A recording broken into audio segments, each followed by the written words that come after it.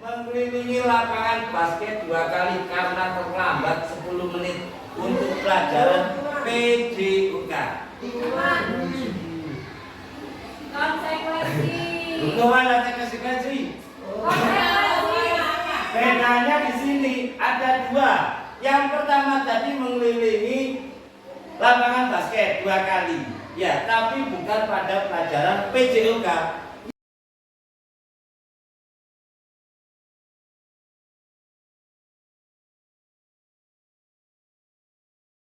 Assalamualaikum warahmatullahi wabarakatuh. Waalaikumsalam warahmatullahi wabarakatuh. Salam dan bahagia Bapak Ibu guru hebat SDN Kedungan 1. Baik Bapak Ibu guru, perkenalkan nama saya Didi Triantoro, anggota peserta JGP Angkatan 11 Kabupaten Pasuruan. Di sini saya akan memaparkan tentang penyebaran pemahaman dan penerapan pengalaman budaya positif di sekolah kita, yaitu SDN Kedungan 1.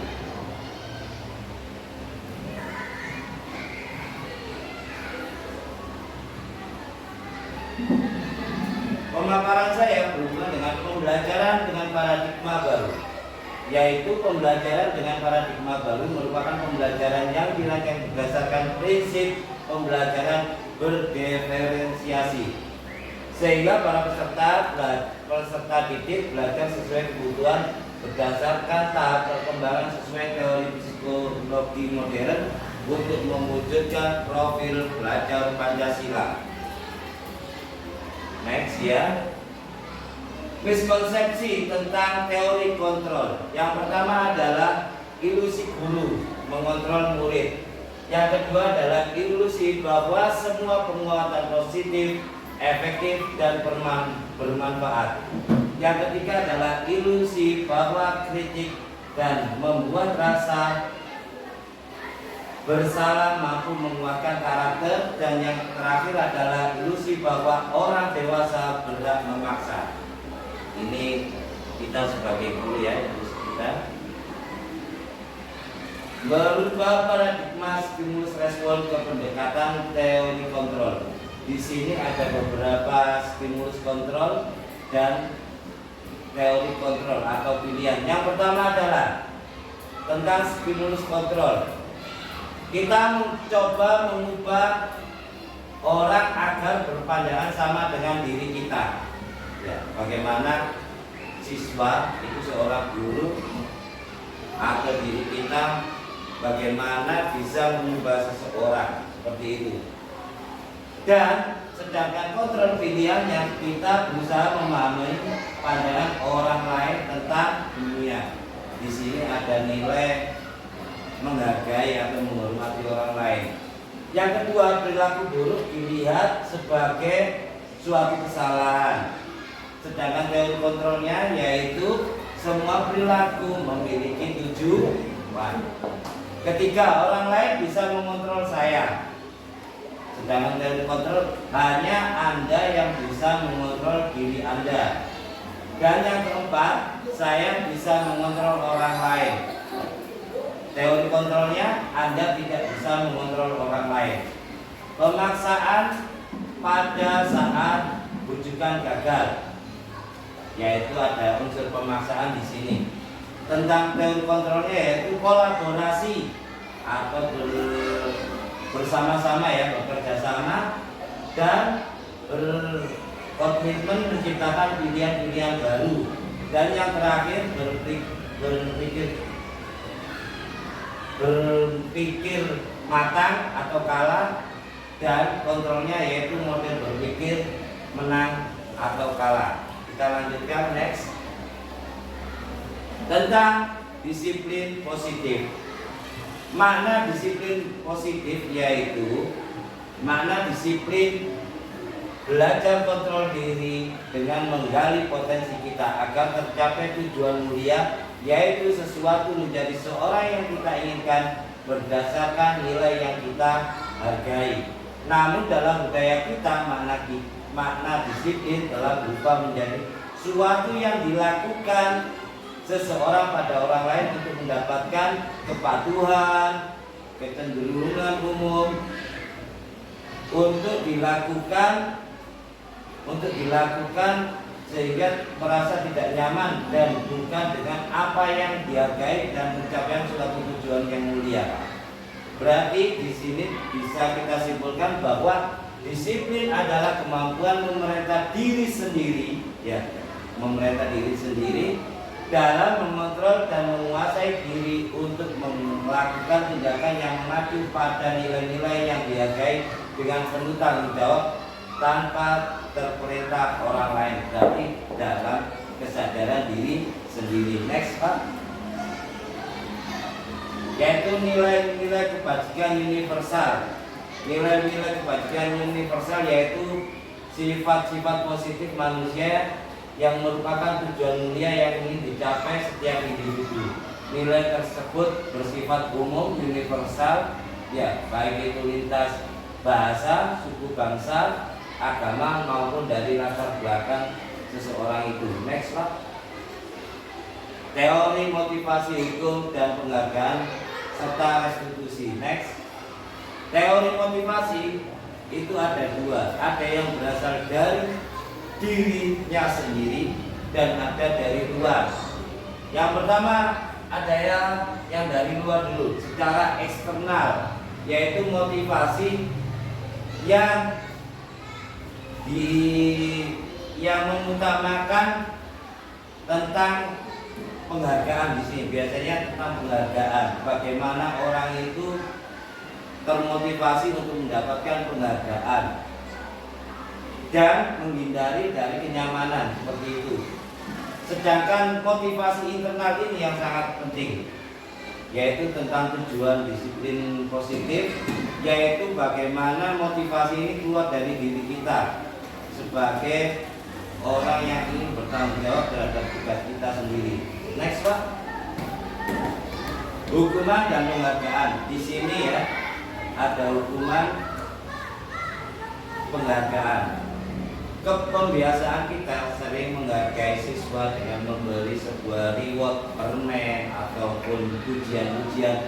Ini bisa juga berakibat sebagai hukuman untuk anak siswa kita. Kenapa? Di sini ketika anak itu sudah terbiasa mendapatkan penghargaan, akhirnya apa yang terjadi? Satu, mempengaruhi jangka pendek dan jangka panjang. Anak itu dalam jangka pendek akan semangat, tapi ketika jangka panjang semangatnya akan melemah karena bukan dari dirinya sendiri, yaitu dari motivasi eksternal tadi. Yang kedua yaitu penghargaan merusak hubungan. Bila tidak mendapatkan hadiah, anak itu akan kecewa seperti itu. Yang ketiga yaitu penghargaan penghukum. Yang keempat, penghargaan mengurangi ketepatan. Yang kelima, penghargaan tidak efektif. Yang keenam, penghargaan menurunkan kualitas. Yang ketujuh, penghargaan mengurangi motivasi intrinsik. Dan kedelapan, penghargaan mematikan kualitas. Baik, perbedaan hukum dan konsekuensi. Ini ada perbedaannya. Ini ada hukuman dan konsekuensi. Hukuman yaitu yang pertama, sesuatu yang menyakitkan harus terjadi. Ketika orang dihukum pasti menyakitkan. Dan konsekuensi yaitu sesuatu yang harus terjadi, memang terjadi. Yang kedua, membuat anak sakit fisik maupun hati untuk jangka waktu lama. Konsekuensinya membuat anak merasa tidak nyaman dalam jangka waktu pendek. Ketiga, anak membenci kedisiplinan. Dan konsekuensi anak menghargai disiplin.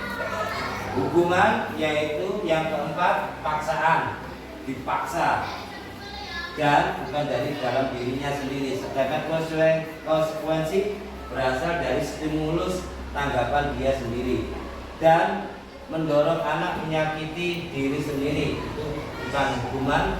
Tentang konsekuensi mendorong anak agar mudah menyesuaikan diri. Konsep yang buruk, hukuman itu termasuk salah satu konsep yang buruk. Konsekuensi adalah konsep diri yang baik. Dan next, Pak, lanjut. Ya, di sini ada dua Bapak Ibu guru, mohon perhatiannya. Di sini ada dua perbedaan antara hukuman dan konsekuensi. Kalau hukuman tadi anak itu merasa tersakiti bila kita mengenakan hukuman. Di sini kasus satu, mencatat ada anak telah melakukan kesalahan di sini. Terus sebagai guru kita telah memberikan tugas. Yang pertama adalah mencatat 100 kali dalam buku kalimat saya tidak akan terlambat lagi karena terlambat ke sekolah. Kira-kira ini termasuk hukuman atau konsekuensi? Hukuman. Tepuk tangan hebat. Dulu Pak Guru. Hukuman. Baik, yang kedua, lari mengelilingi lapangan basket 2 kali karena terlambat hadir sekolah. Ini termasuk hukuman atau konsekuensi bagi Bapak? Hukuman. Tepuk tangan lagi. Hukuman Pak Guru. Ya. Yang ketiga, membersihkan tumpahan air di meja tulis karena menyenggol pada saat belajar. Konsekuensi hebat, tepuk tangan. Yang terakhir, lari mengelilingi lapangan basket 2 kali karena terlambat 10 menit untuk pelajaran PJUK. Hukuman atau konsekuensi? Bedanya di sini ada 2. Yang pertama tadi mengelilingi lapangan basket 2 kali. Ya, tapi bukan pada pelajaran PJUK. Yang terakhir keempat, soal yang keempat, mengelilingi lapangan bola basket 2 kali, tapi dalam pelajaran PJUK. Konsekuensi atau hukuman? Hebat, tepuk tangan. Apa yang membedakan antara konsekuensi dengan hukuman? Soal nomor 2 sama nomor 4. Di sini kalau yang konsekuensi, karena di sini pelajaran PJUK yang berhubungan dengan kesehatan jasmani, maka ini dianggap konsekuensi. Seandainya saya di kelas ada siswa yang terlambat, saya suruh muter 2 kali lari lapangan, maka bukan hak saya, bukan kewajiban saya dalam pembelajaran itu. Itu dinamakan hukuman. Next, hebat, tepuk tangan buat Bapak Ibu Guru SDN Kesemuan 1. Lanjut Bapak. Ya, sekarang restitusi. Restitusi adalah proses menciptakan kondisi bagi murid untuk memperbaiki kesalahan mereka, sehingga mereka bisa kembali pada kelompok mereka dengan karakter yang lebih kuat. Lanjut Pak. Sudah jelas ya. Di sini restitusi artinya itu 1, bukan untuk menebus kesalahan, namun untuk belajar dari kesalahan. Yang kedua, memperbaiki hubungan. Yang ketiga, tawaran bukan paksaan.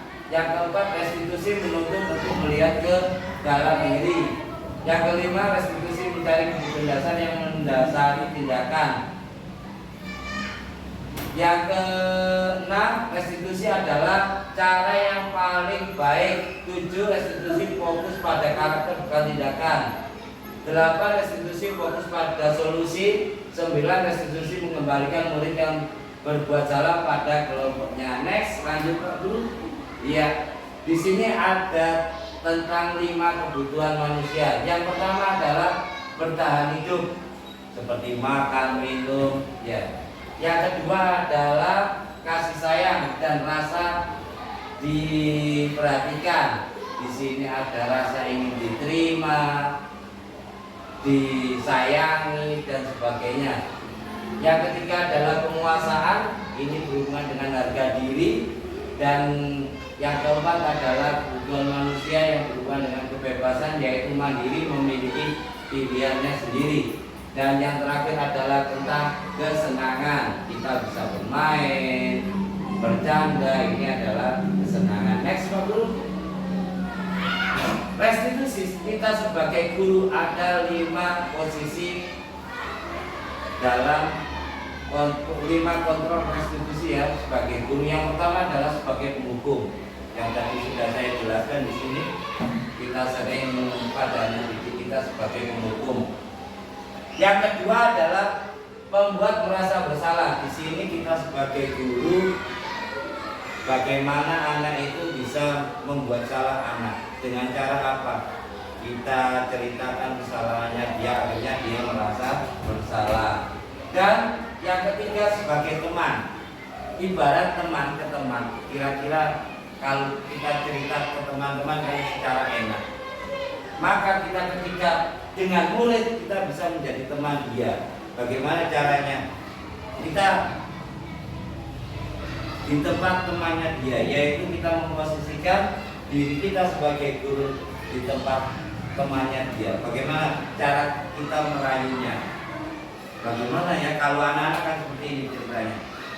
Nah, kalau anak si A pernah mencuri, si B, saya sebagai guru bagaimana bisa menjadi teman? Bagaimana si A ini bisa mengakui kesalahannya ketika mencuri? Nah, Pak Guru, ya ini sebagai teman. Saya pernah juga sekolah dulu, tapi ada teman saya yang mencuri. Ketika mencuri itu, dia bilang ke saya, bagaimana ya Di? Aku pernah ngambil uang itu waktu gak punya uang untuk iuran. Oh, ya gini aja, nanti kalau kamu punya uang, kamu kembalikan uang itu. Bagaimana? Setelah itu kamu minta maaf ke dia lah. Disinilah kita sebagai pembuat kesalahan, kita juga sebagai teman bisa memberikan solusi ke anak didik kita. Yang keempat yaitu sebagai memantau, kita sering mengawasi anak didik kita. Yang terakhir sebagai manajer. Nah, sebagai manajer inilah yang dituntut dalam tugas kita sebagai guru, yaitu mengembalikan pada keyakinan anak didik kita sendiri. Baik, kita lanjut next Pak Guru, yaitu segitiga restitusi ya. Lanjut. Waalaikumsalam warahmatullahi wabarakatuh. Masuk nak. Mas Baik, Mas Ibrahim, duduk nak. Baik, Mas Ibrahim, Pak Guru panggil sudah tahu. Kenapa nak? Karena tadi pinjam pensil tidak izin ke teman. Oh baik, iya tadi Pak Guru melihat Mas Baim itu membuat gaduh di kelas waktu pembelajaran ya, pinjam apa? Pensil. Pinjam pensil ke teman tanpa seizin, tidak izin. Baik, kalau menurut Mas Ibrahim, orang itu pernah mempunyai kesalahan ya, termasuk Pak Guru juga pernah salah, tapi kesalahan itu bisa kita perbaiki. Kira-kira menurut Mas Ibrahim, kalau kita meminjam pensil tanpa izin itu perbuatan baik apa buruk?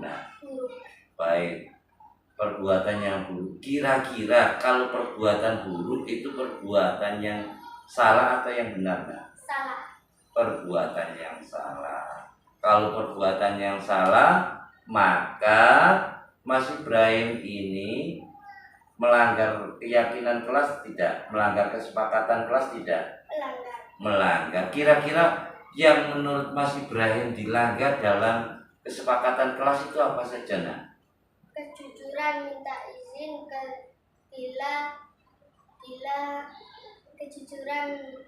Kejujuran, baik, kejujuran kita harus jujur mengakui kesalahannya. Yang kedua nak? Menjaga ketertiban kelas. Baik, pinter. Menjaga ketertiban kelas. Kita tidak boleh gaduh. Dengan tadi itu Pak Guru melihat rame gaduh dengan temannya, berarti tidak menjaga ketertiban kelas Mas Ibrahim. Yang ketiga nak? Fokus dalam belajar. Fokus dalam belajar. Kita dalam belajar itu harus konsentrasi, tidak boleh bermain-main ya. Nah baik, dari sini Mas Ibrahim sudah tahu perilaku Mas Ibrahim apa? Tidak menaati kesepakatan kelas. Maka dari itu, kira-kira Mas Ibrahim mau berubah tidak, Nak? Mau. Kira-kira Mas Ibrahim mulai bisa merubah diri Mas Ibrahim mulai kapan, Nak?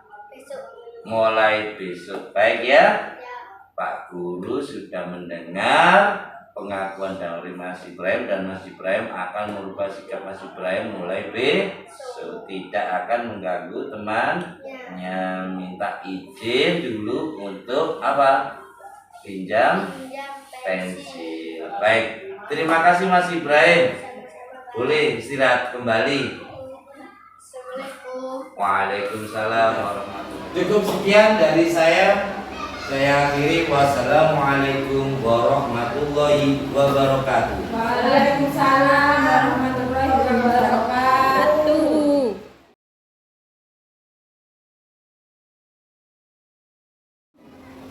Assalamualaikum warahmatullahi wabarakatuh.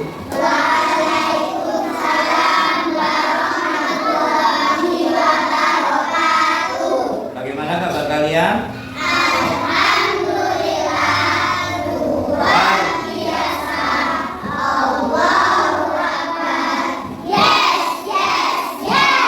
Terima kasih. Kita bersemangat.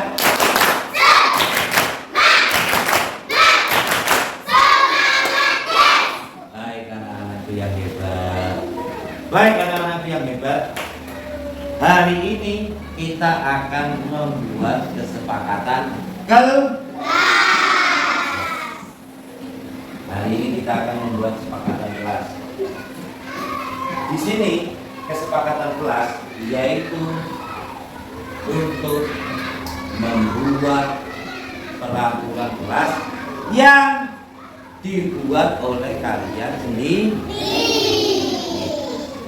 Jadi kalian sendiri nanti yang membuat. Kenapa? Kok bukan Pak Guru, bukan guru yang lain atau siswa yang lain? Karena yang menjalankan, yang menaati nanti itu kalian sendiri. Siapa? Warga kelas 3. Oke? Siap?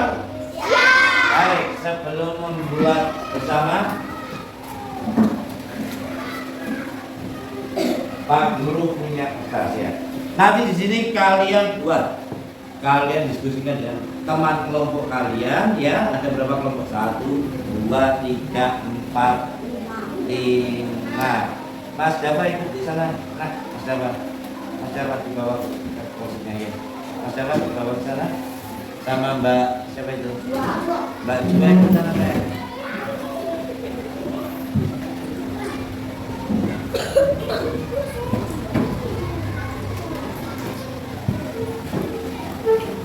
Udah ya. Nanti kalian buat. Ya, kalian diskusikan apa saja kesepakatan kelas yang akan kalian buat secara kelompok. Ya. Anak sekolah contohnya. Ya. Contohnya agar kelasnya bersih kita harus apa? Boleh piket, selain piket apa? Selain bersih-bersih? Iya, mengepel. Bersih-bersih itu apa? Menjaga. Ya, menjaga kebersihan. Terus apa lagi selain menjaga kebersihan? Menjaga ketertiban. Boleh. Berarti kalau menjaga ketertiban tidak boleh rame. Tidak boleh bicara sendiri. Sudah siap ya? Nanti kalian tulis ini. Kalian musyawarahkan. Ayo, diskusikan sama temannya.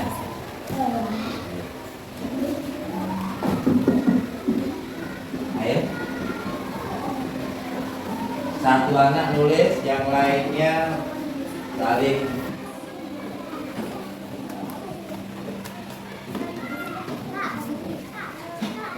Ya nak. Kenapa? Gak apa-apa, boleh. Terserah kalian.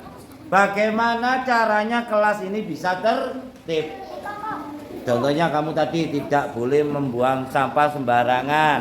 Nah, atau menjaga kebersihan kelas. Tidak boleh rame. Lah. Ya, terserah kalian. Pak, itu ditulis. Mana? Yang kesepakatan Ya, nanti buat Pak Guru ya.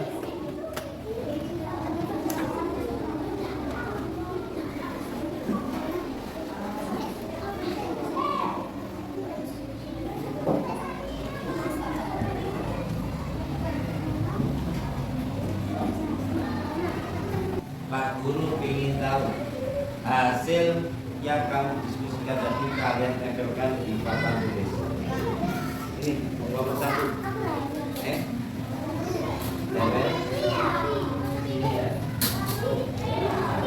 Nomor 2, ditempel hasil diskusinya. Ayo, nomor 3 siapa yang nempel? Ayo.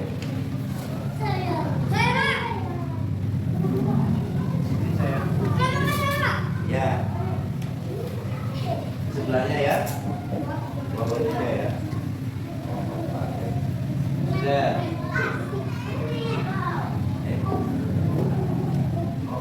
Terus sebelahnya lah.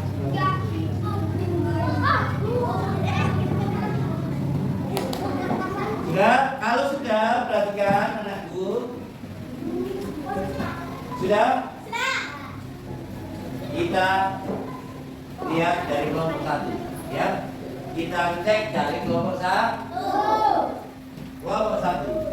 Tidak boleh membuang sampah sembarangan. Tidak boleh membuang sembarangan.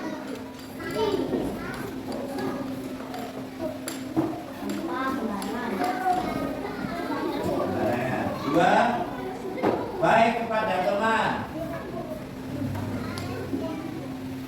baik kepada sekarang hasil diskusi kalian itu kita rapikan lagi ya. Ini 16 kita cari yang sama, arti maknanya yang sama ya. Ya, di sini contohnya baik kepada teman. Kira-kira yang sama dengan baik kepada teman ini nomor berapa saja? Yang berhubungan dengan teman. Nomor berapa saja? Apa? Tidak boleh. Kalau berbicara kasar atau kotor itu menyakiti teman tidak? Menyakiti sama tidak dengan ini? Hah? Sama tidak? Sama. Berarti ini sama berarti nomor 13. Sama gitu dengan nomor 13 ya. Berarti harus baik kepada teman. 13 kita hapus. Kita lanjutkan nomor berapa lagi? Yang sama kita cari dulu. Mana tadi? Ya. Bertengkar. Ya, pintar. Mana bertengkarnya? Nomor berapa? Membuli ya. 16 ya. Tidak boleh membuli. Berarti sama dengan baik kepada teman. Ya. Tadi gini. Ya. Ya. Baik, kita lanjutkan. Apa lagi ayo? Baik kepada teman itu apa saja?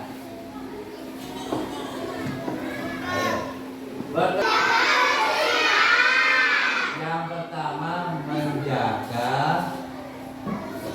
kebersihan.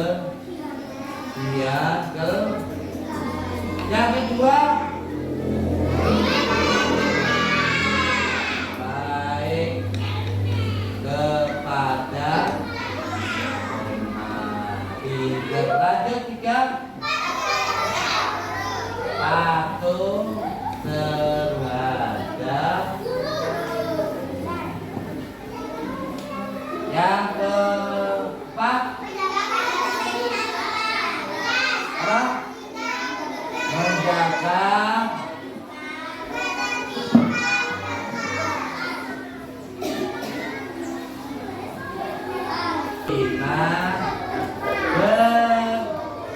berkata jujur